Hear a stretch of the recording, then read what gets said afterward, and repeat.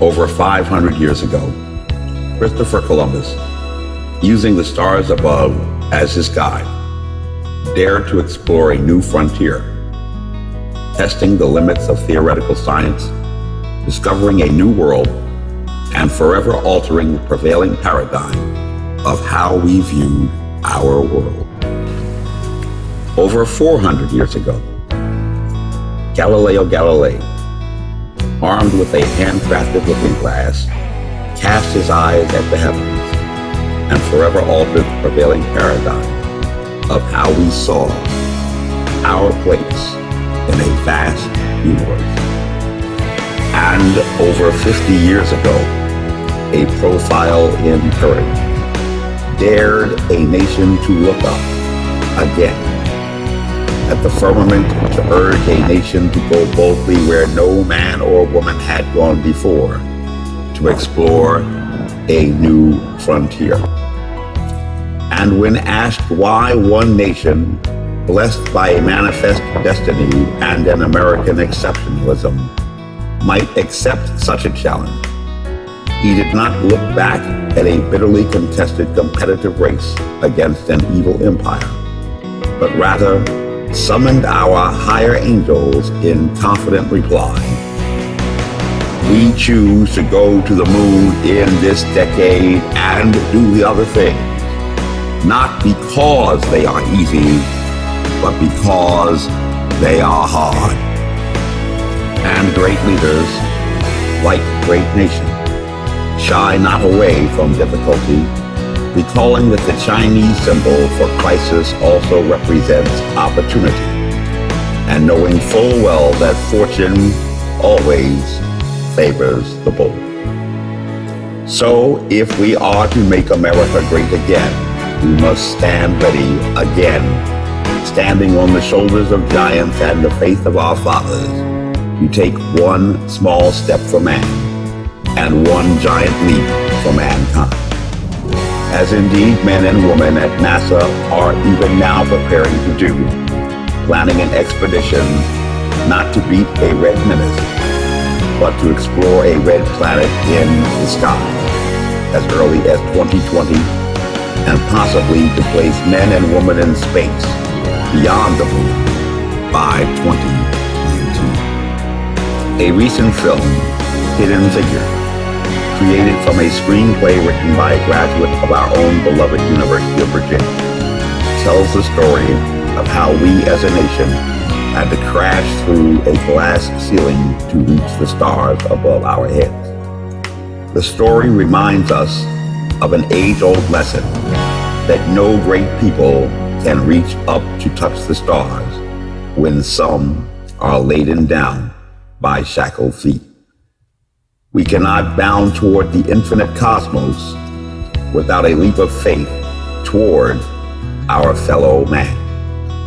And any people who have not learned well the lessons of history are doomed to repeat the errors of their past. But in 2017, in one of the most diverse counties in the Commonwealth of Virginia, have we learned those lessons well? Are we sharing those lessons with our children who will take up the great tasks that lay ahead? Have we unleashed that liberating font and engine for innovation, opening that window of opportunity? Or have we closed tighter the door to a brighter tomorrow for all? Surely we say that no person in Arlington has had his or her merit and achievements denied as those brave African-American women mathematicians experienced, blocking our way to infinity and beyond. And if we had, unbeknownst, would he or she yet fight on, not because it is easy, but because it is hard?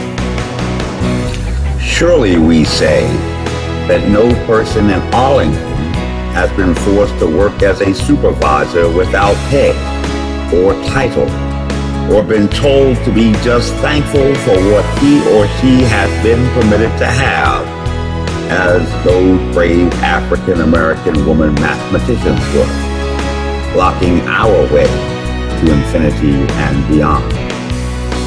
And if we had, unbeknownst, would he or she yet fight on, not because it is easy, but because it is hard? Surely we say that no person in Arlington has been forced to overcome undue burdens or crafted obstruction as those brave African American woman mathematicians were, blocking our way to infinity and beyond.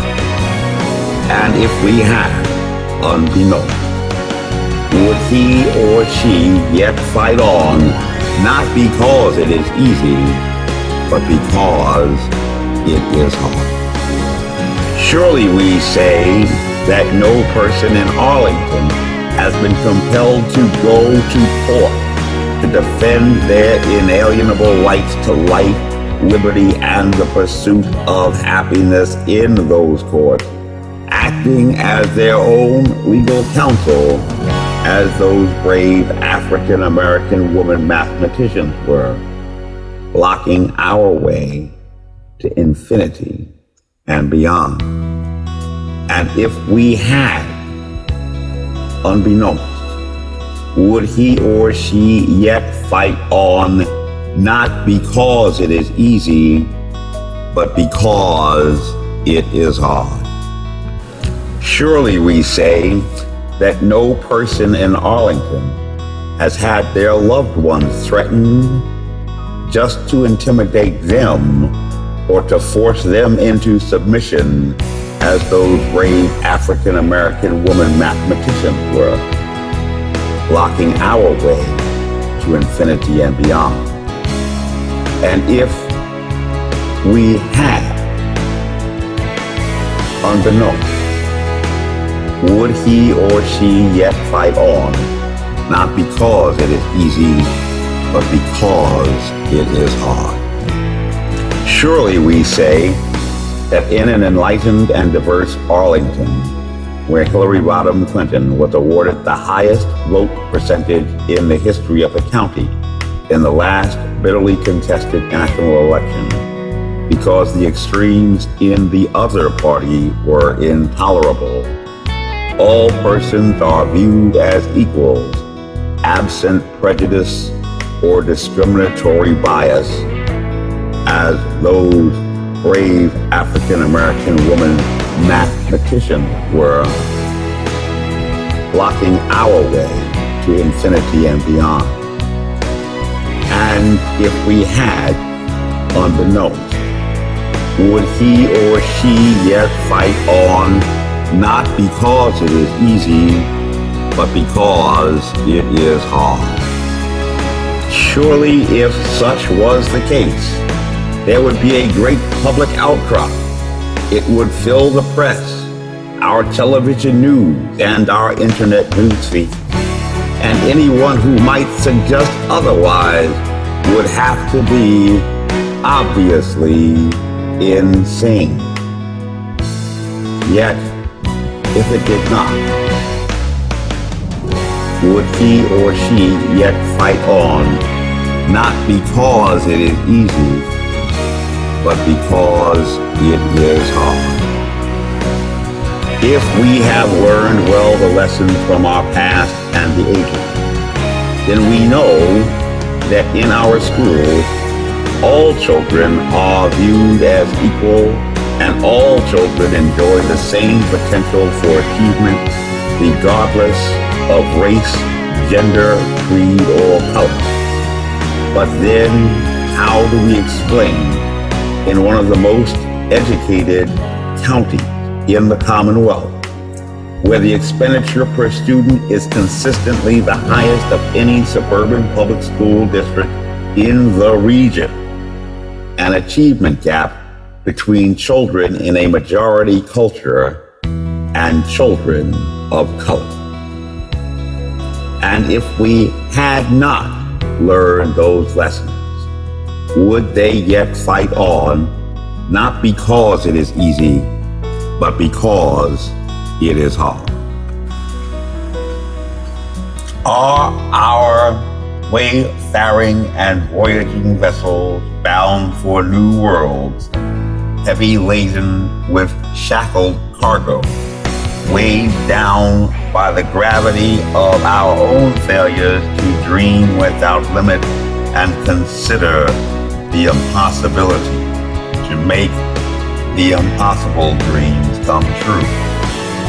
Or can we use our stars to guide us on a journey to the stars and beyond? Do we stand on the banks of Jordan just to see the ships go by? If so, then woe to those who are at ease in Zion. As the spirituals of our past remind us, aboard that old ship of Zion, there is always room for many a more, and we must apply due diligence to make haste for all God's children to get on board. Get on board. Politicians will say anything. Major in the majors. Let's make Americans great again. I am Major Mike Webb. Honest.